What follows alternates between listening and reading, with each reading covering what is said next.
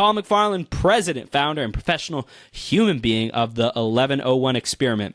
Paul is a business and brand strategist with global Fortune 500 experience. He's a writer, designer, producer, director, public speaker, trainer, motivational, inspirational expert, screenplay writer, musician, and more. But it all comes from one place: Paul's desire to bring universal love, oneness, and success to businesses and individuals, to do good and help people realize their greatest potential. Love, peace, and understanding in everything Paul MacFarlane does.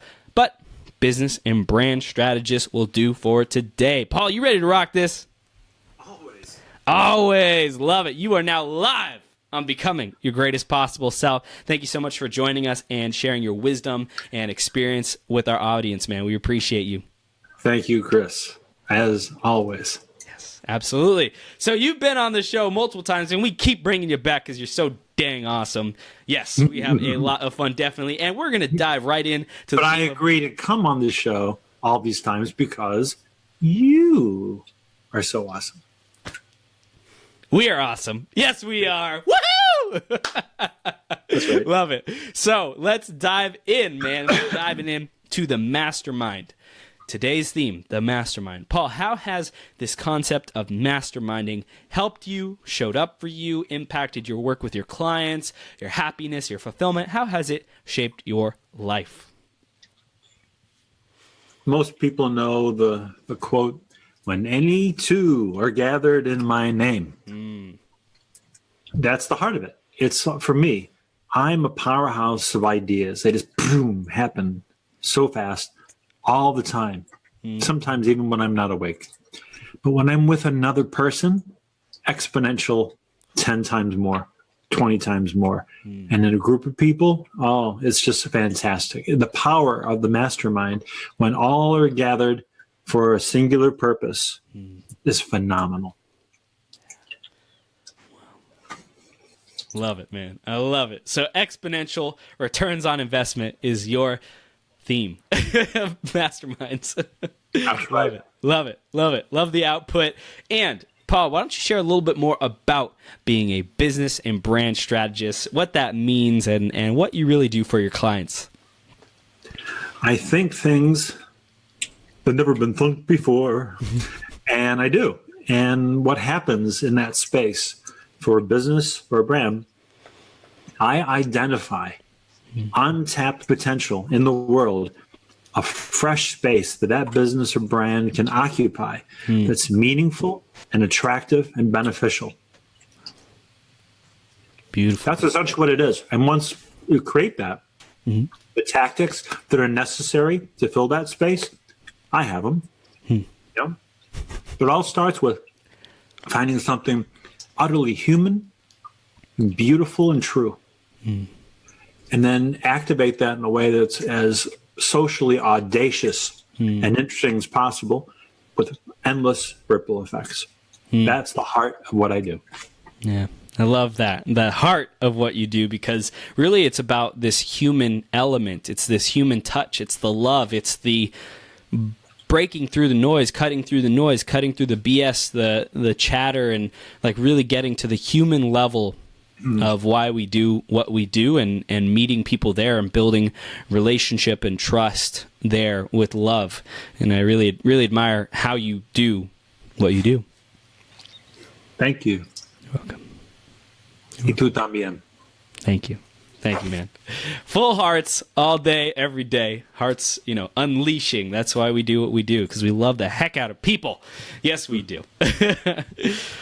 So in terms of your journey, why don't you share a little bit of the experience that you've had, some of the roadblocks, road bumps along the way, just to get people caught up, and if you have some nuggets, some pearls of wisdom that you want our audience to really receive, you can download those into their brains as well.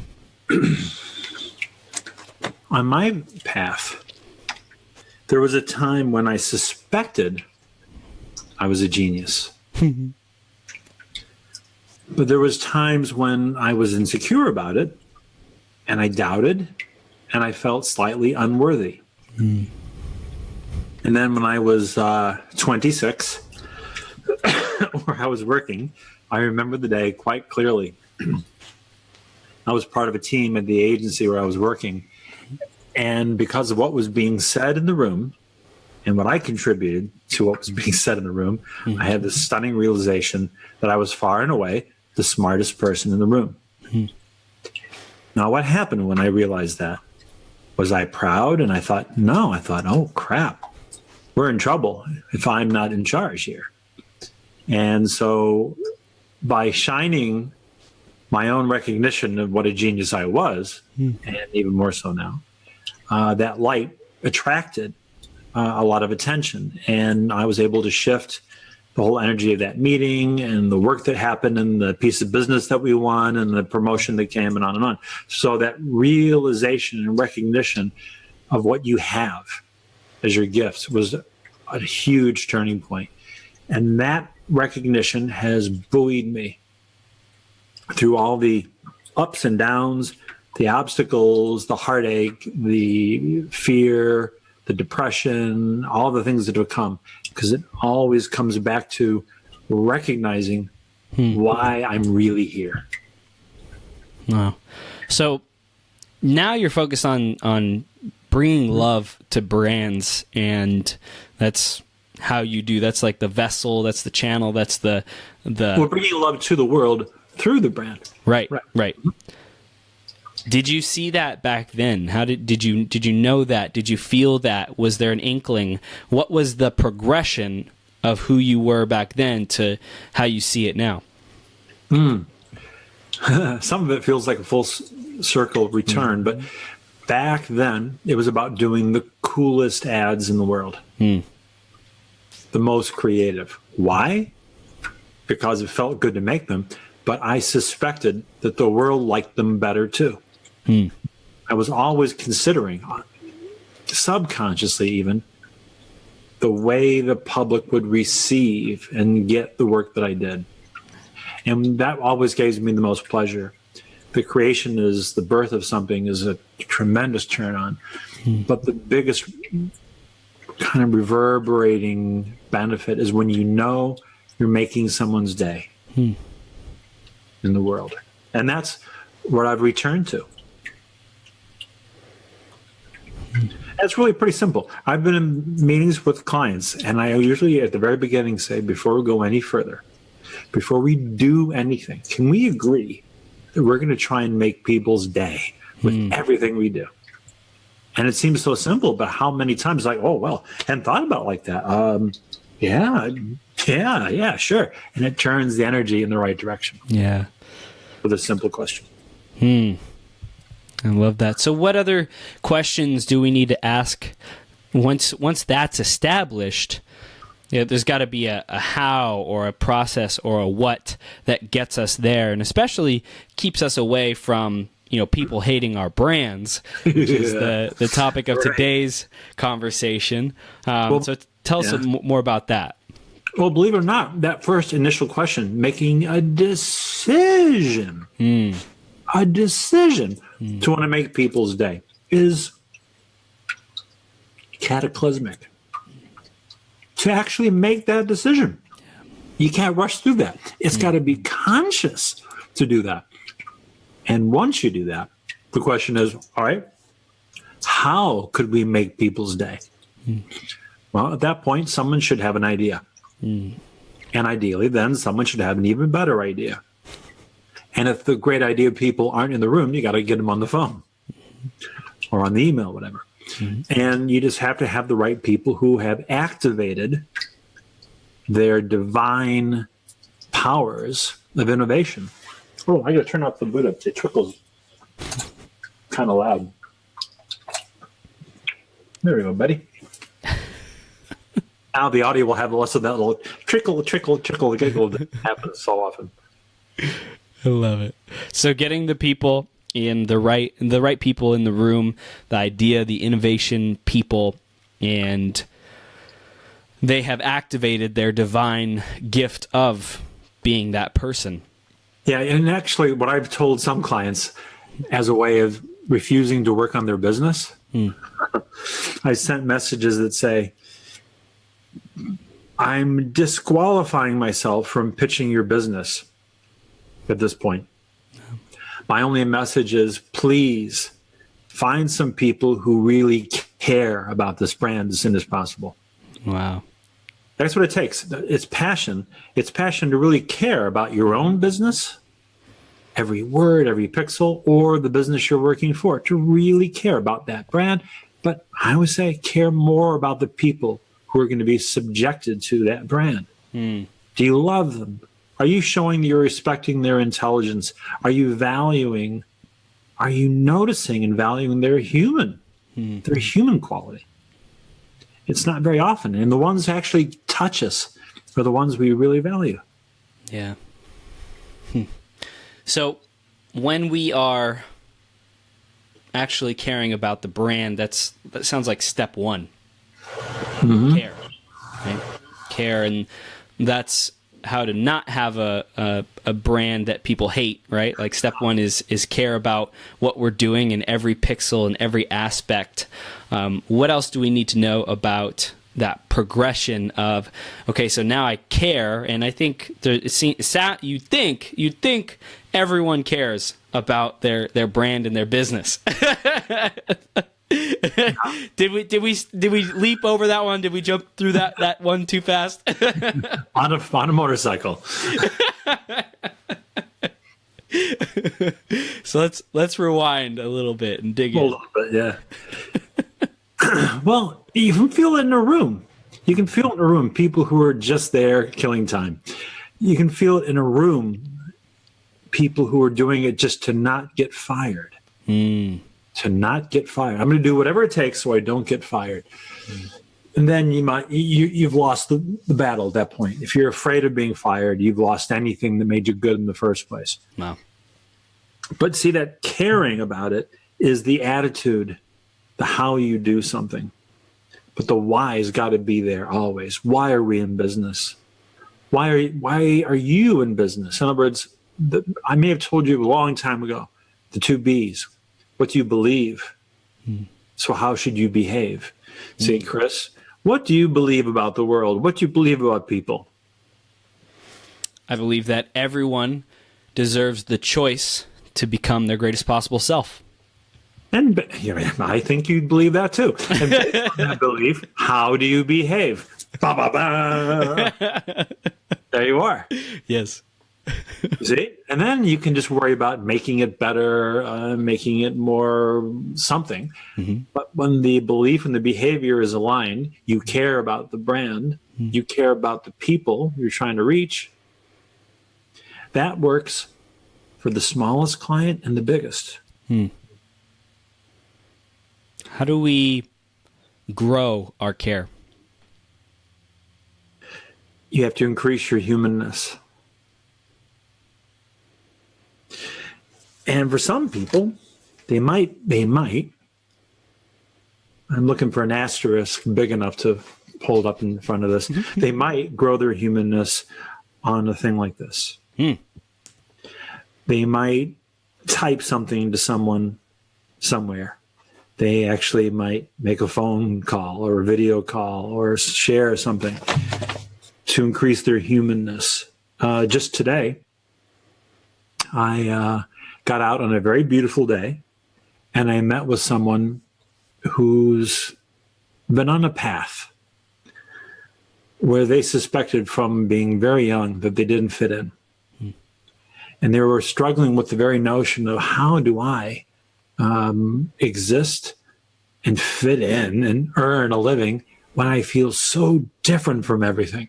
And she was sharing her path and all the obstacles and the challenges. And what she recognized was, I was seeing her, right? I was honoring what she had done up to that point. That humanness of wanting to be seen and loved, if we were honest, we'd be walking through the world with our arms out like this, saying, love me, love me. If we were honest. And I believe you did something like that physically one day. And that was one of the best things I think you've ever done, in a way. But see, that honest human need to be seen and loved, those basic human questions about, where did I come from? What is this? Why am I really here? What does this mean? What is death? What does it mean that we're all here together? Those are fundamental, and you can increase your humanness and your caring by going more fully into those basic questions.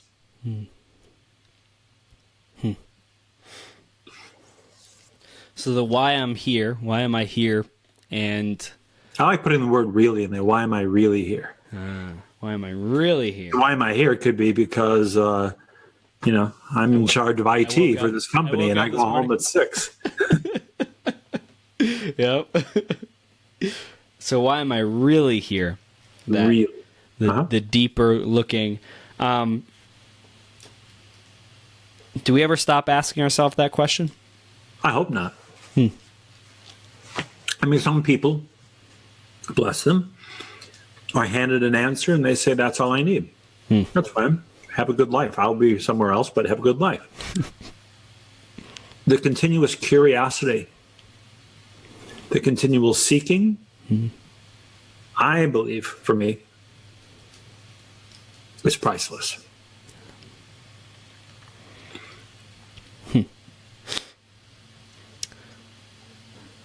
When we care about our business, our brand, our customers, first off, we can derive that through why am I really here? What's the purpose I'm doing this business for? We have a lot of coaches, authors, speakers, service providers who listen and watch this show. How do we find the balance between asking ourselves that question and having a answer that feels good or feels right, and actually, quote unquote, executing and taking action and building and implementing? How do we know when to ask, why am I really here, and how long to ask it for, and when to execute and who to execute it for, etc.?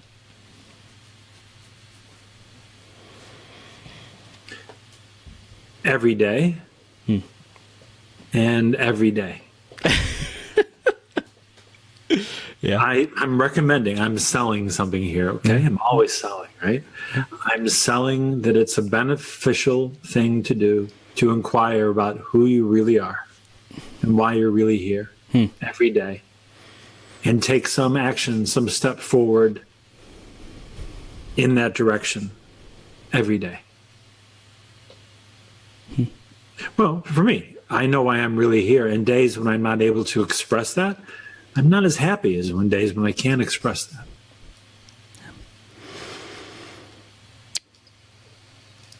So if people are not clear on why they're really here, does that create hate in their brand? Would that create people hating their brand?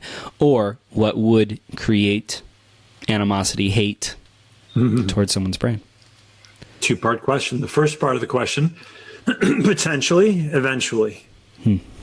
Because it's like dropping a seed.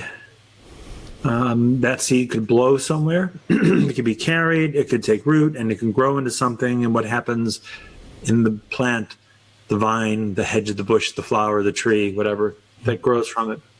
Yeah, if there is a lack of care, lack of humanity, especially in 2018, because depending how long you live and how long I live, we may have a call like this in 10 years where I will be part robot and you will be part robot machine, and our consciousness will be continually uploaded to the cloud. And we may be talking about this in a slightly different way.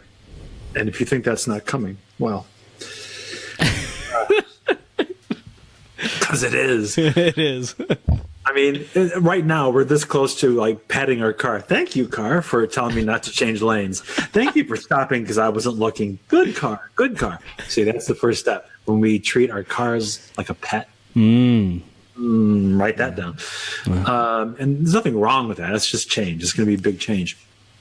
So if you begin your process of your business, your brand, or your day with some care, humanity, and love, I think you're more likely to have something good manifest from it. And if you don't, and someone is doing something just because they need the money, because they need the job, they don't really believe in it, they have a negative worldview, it shows in the work. And that could create true hatred and animosity, or something even more dangerous. Indifference.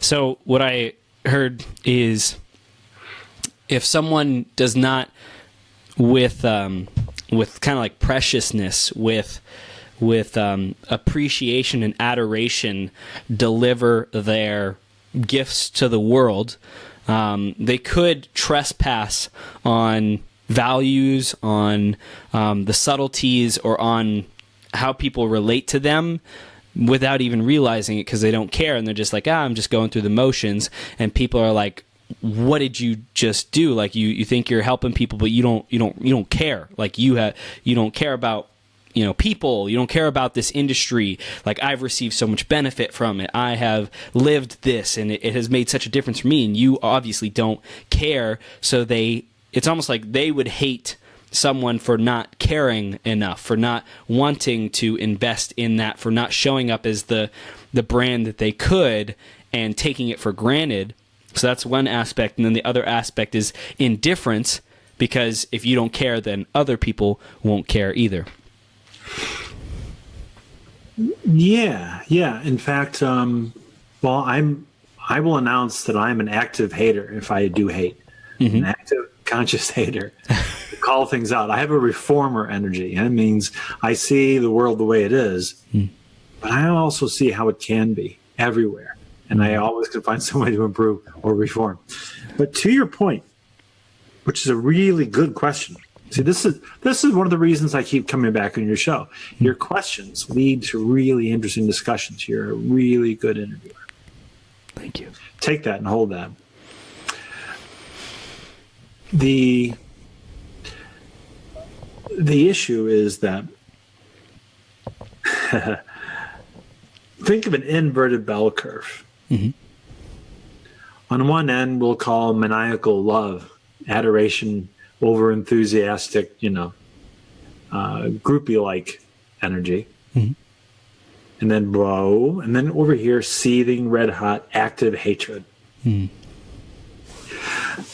Here's what's important for you, everyone, to understand, is that at both ends of that bell curve is tremendous energy. Tremendous active energy. And I will make a promise to you, Chris, and to anyone watching. If you, whoever you are, you think people actually hate your brand, let me at it. I could turn those haters into lovers very easily, just as you or I could turn your lovers into haters, because it's high energy that can be manipulated. The real problem, worse than hate, is the bottom of the bell curve, which is indifference.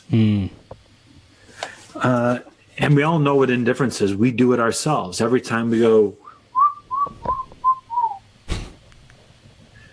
so I don't care. I don't care. I don't care. I don't care. I don't hate. I don't love. I just don't care. And you said something at the beginning of that I think is important. Building our own sensitivity to this means when you are flipping through, we're on Facebook right now, on Facebook, and you're flipping past ads and your friends' posts, can you stop and realize why you flip past something? Most people don't, because they're flipping past it. They're doing it subconsciously, immediately. But if you actually paused on something you weren't interested in, you weren't attracted to, and think, why not? It's either completely irrelevant. I'm an underwater basket weaver, and this is dry land basket weaving. I don't do that. Okay. But it's probably a lack of beauty, a lack of humanity, and a lack of care. Like if someone's posting, buy now, sign up, send, give me your email address. Hey, wait a minute. I get this all day long. And if someone says, you're amazing,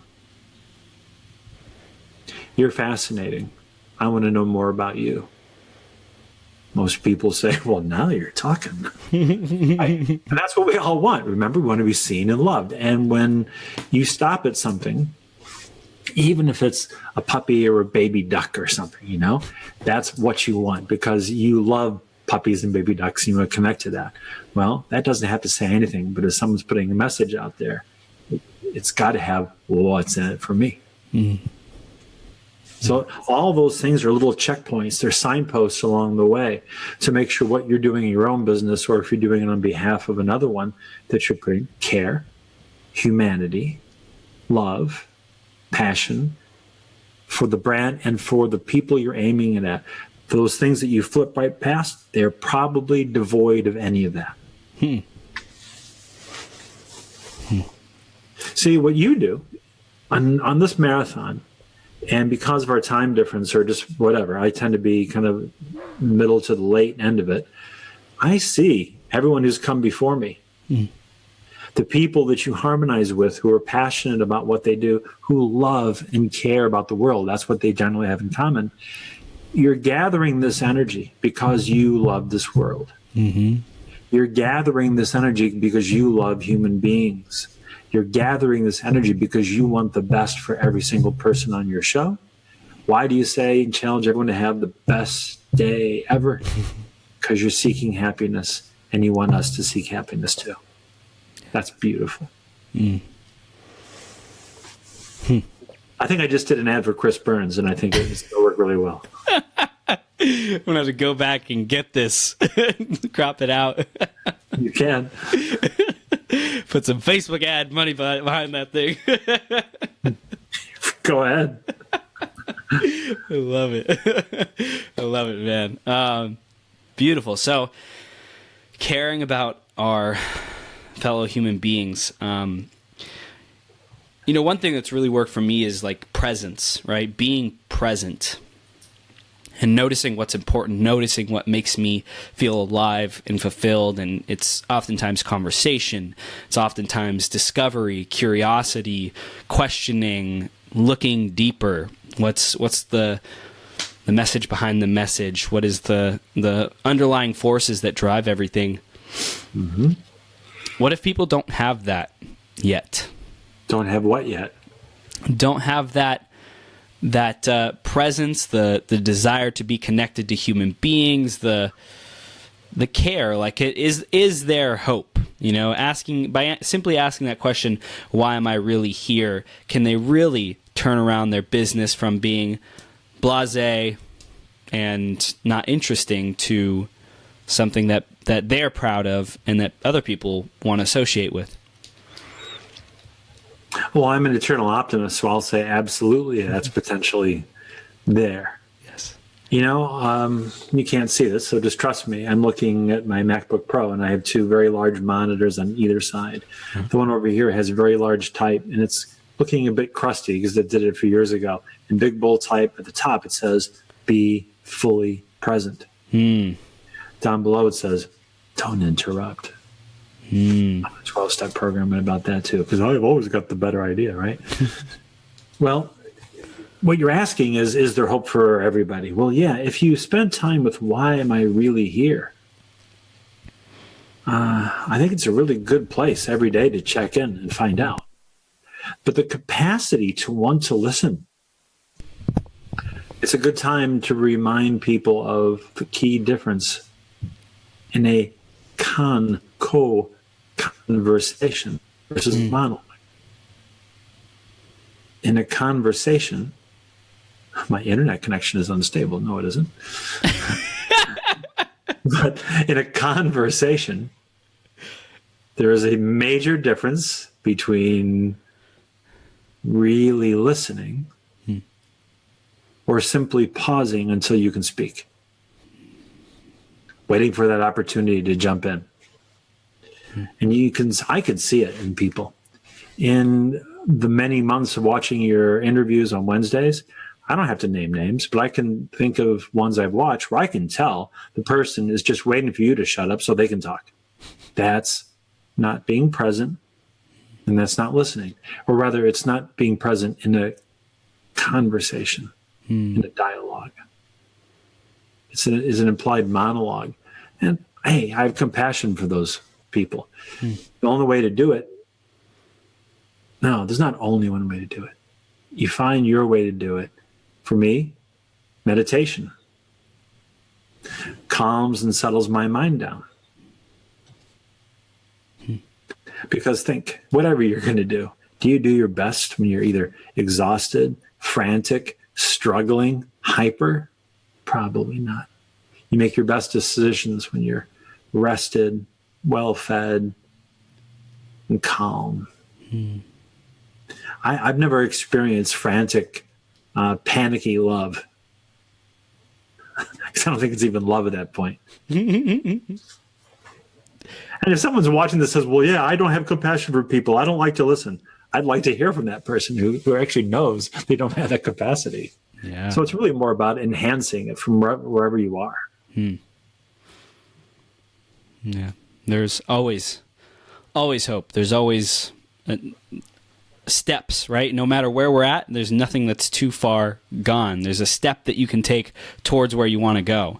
If you're in, despair, desperation, whatever, hatred, then you can take another step in the direction of, maybe just being resentful, or maybe being irked, or maybe being annoyed. And then once you're there, you can take a step towards apathy, or you can take a step towards, not feeling anything, or not really caring. And then towards there, you can go towards interest or curiosity, or, whatever it might be. Well, when people seek happiness, because we're all seeking happiness, you put on that shirt today because it was either the only clean one or it made you happy, right? I wear what I wear today because it made me happy. I drove to this appointment the way I wanted to go because it makes me happy. And the cool thing, at least when I see it, businesses, brands, and people, all the same. How a person shows up in the world, the way a business or a brand shows up in the world. If it's human, if the person is human, if they have love, compassion, attentive listening, that's the ones we pay attention to. You can, if you're actually with someone and you're really watching, you'll see when their face softens. And they're smiling, even with their eyes at you, because you've touched something important in them.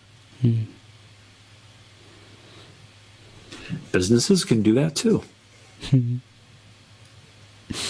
Yes, they can. What are you seeing as a challenge in the internet age for people to have brands that people don't hate or that aren't indifferent? Like what are you seeing as one of the biggest stumbling blocks that people have? I think it's something universal, and hopefully we would all sadly agree that a growing sense of anxiety. The United States GDP is now officially producing anxiety. And we could list all the places it comes from, but we feel it inside. The general uneasiness and anxiety. And if you study anxiety, it comes from something else. It comes from ignorance. And I hope we're clear, ignorance is not the same as stupidity. Ignorant means you just don't know. And ignorance is not bliss. Right. Right. But see, when anxiety comes from the mystery. It's like Snapchat. People are talking about Snapchat. I got to get my business on Snapchat. I don't know. I can't figure it out. I can't. I don't know how. I don't know how the thing works. Goodbye, Dorothy. The unknown. Yeah. I don't know how it works, but I think I'm supposed to know how it works. Anxiety. Expectation is ignorance. And you can change anxiety through understanding. But that's what we're missing. In other words, life is moving faster and faster all the time. But I checked, what was the video I was watching not that long ago? Oh, it was Steve Jobs in 1990 talking about how fast the world was going in kind of an annoying speed in 1990. Wow. The Egyptians, the ancient Egyptians, complained about the teenagers. The ancient Greeks complained about the teenagers. So there's some things that are universal, but it's whatever you feel. If you feel anxious, if you feel like there's too much pressure and speed and it's not comfortable and it's not happy, well, welcome to the club. It's being produced all around us. And people can intellectualize, yeah, I need to slow down. I need to not try and do everything, but I don't know which thing to drop. If I get off of this social media, for 7 months, how do I know that's the one that's going to get me fired because my boss will ask me and I'm not on it? Or how do I know I won't find my true love if it's tough. You gotta ask your heart. Ask your heart. Your heart always knows. Yeah, and I hear slowing down, meditating, being present. Practice, a daily practice. Yes, being present, experiencing peace so that we can listen, so that we can teach ourselves to listen and open up our ears, our spiritual ears, our heart, open up ourselves for guidance. My dearest friend today, I wasn't today, she told me about a practice. And this is simply day one.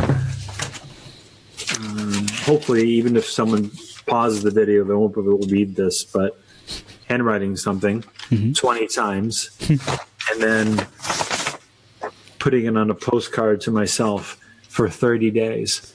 Wow. The benefit of that.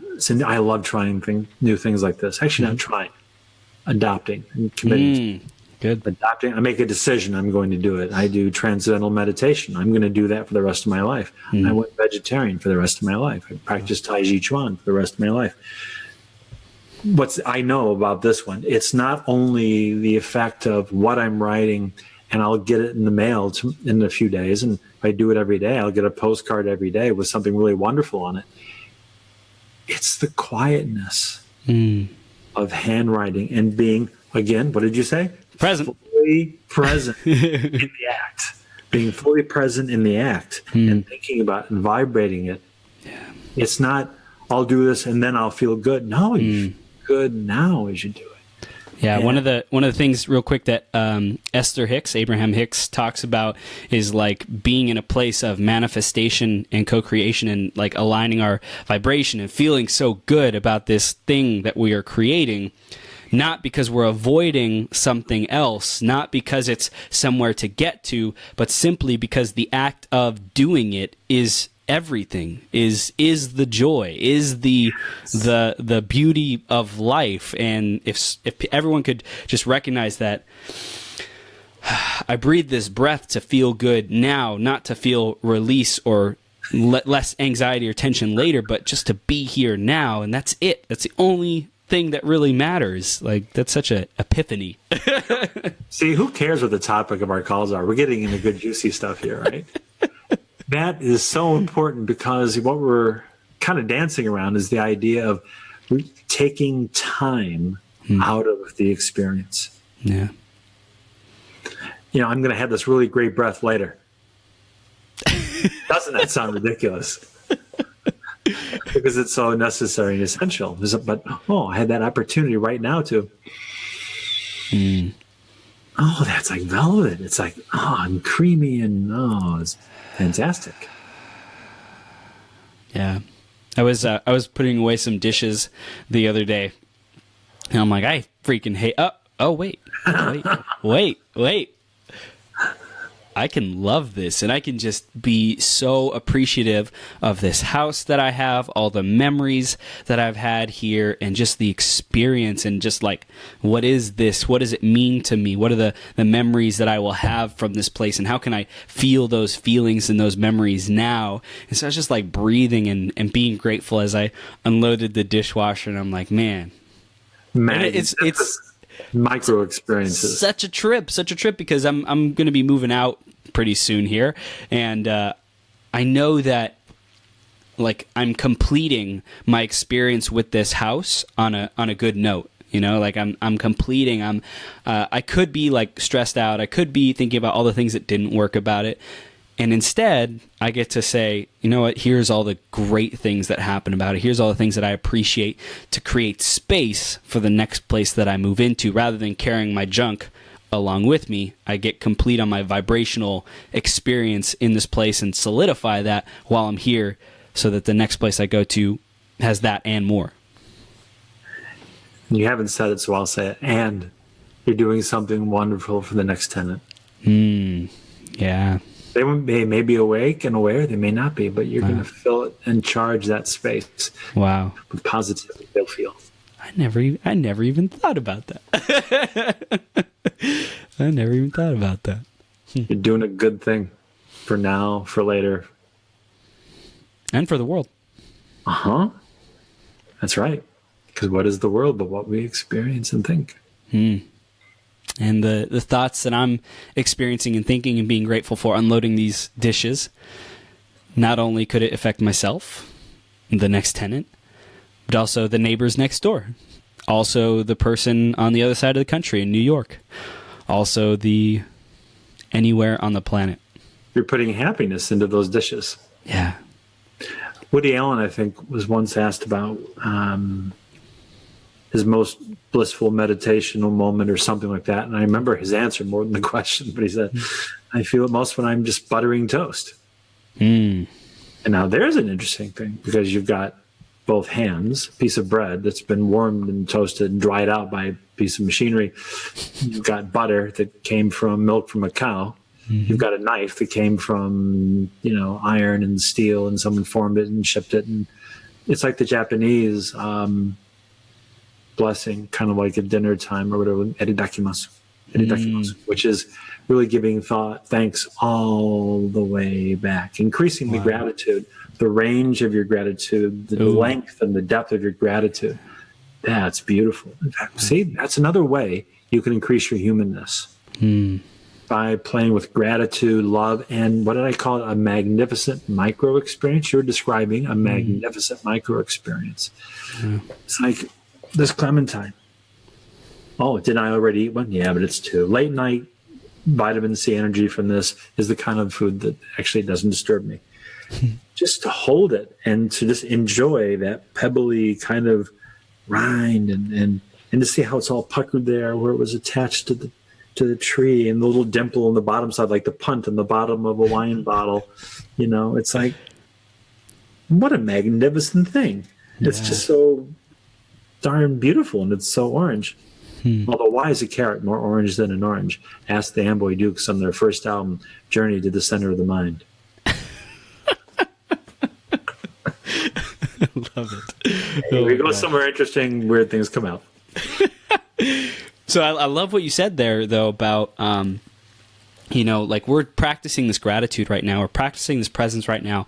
And my mind's like, okay, how do I translate that to the experience of communication with my customers and my clients? Do I create a situation where it's like what they desire most, which is maybe being on the beach, maybe, having time freedom, maybe, having time to spend with their family, or just fulfillment in serving their clients. Do I paint the picture of the experience of like what it is that they desire most? And I'm thinking about like copywriting and stuff that might be a little limited in scope and capacity, but it also serves. So we'll go with it. and creating, an experience of what is available on the other side, and putting them into that world, and like how grateful that they'll feel, how present that they'll feel, and like putting their toes in the sand and feeling each grain of sand, and whatever other experience that they would feel if they're on the beach, or, the man running his hand through the woman's hair because he has the time to, and he's just catering to his wife's needs because he has the time freedom now that he has, built his successful business, and he's taken the coaching and he's implemented and executed. And that man, if he met the woman and was attracted on some level, physically, sensually, by her hair, well, years later, are you still digging it? Are you still spending time with it? Yeah. Well, that's a perfect journey. But and the other thing I'll add to that is, let's imagine this is being expressed in an email. A professional coach is sending an email to maybe nudge someone into hiring them. They had a talk and they're following up. You can paint the picture of the beautiful benefits of that space in the future that their life is going to be because of you. But even before that, what do you think the difference would be? If someone's looking through their email and seeing they don't have an answer from client they want, and they start to write the email because they are thinking about the bills they need to pay. What's that energy going to go into the email? Versus what if the coach, in this case, spends 20 minutes in simple, easy, happy meditation, grooving on gratitude, breathing easy, recharging their brain cells, calming, and then in kind of a beautiful, calm upswing of expansive, loving energy, was going to send an email. Might that be different? Yes. Do you know Napoleon Hill? I think he told some tall tales along the line, but this one I believe. He said that he first typed out Think and Grow Rich during the Depression, because it was published in 1937. And he said it was written at a time and in a frame of mind where it was more stressed about the national economy.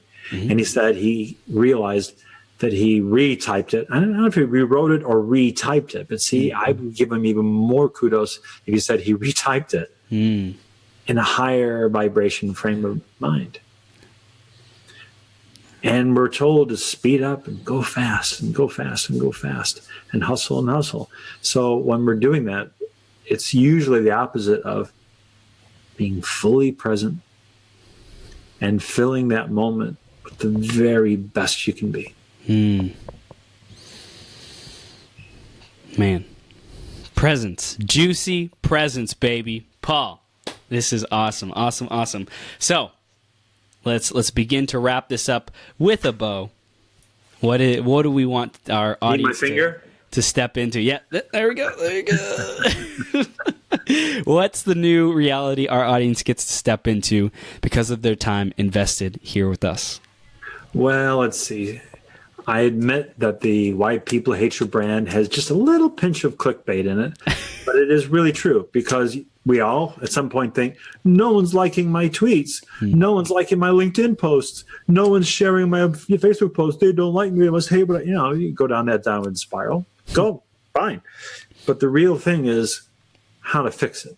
And the way you fix it is having a daily practice of gratitude, of attention, of care and love for what you do and the people who you do it for. Fill everything you do with the very best you can. And the way you do that is to take care of yourself with daily practices and quiet time and going in and asking those questions of, why am I really here? Who am I really? Line those things up with some committed persistence, gentle persistence, and you'll be much more likely to produce emails, phone calls, graphics, and Facebook posts that people will like. And even if they don't, you won't sweat it so much. Amen. Because it's more about being present in the moment, loving yourself, and just radiating that love. And you're not attached, or it's not conditional. That love is not conditional. It's just who you are. No struggle. Yeah. And by the way, of course, what I just said was in a little mini diamond. Which, by the way, if you want to learn the diamond, how to present clearly, effectively, join the Influencer Masterminds group. The training is in there that we did last night. It was amazing. Definitely do. Everybody. If you haven't joined this, Chris has got a fantastic group, amazing resources. Thank you. Thank you, brother. So, Paul, thank you for the work that you do. Business and brand strategist does not even begin to describe the miracles that you're performing in people's lives. So, dude, we appreciate you. Thank you. Y tú también.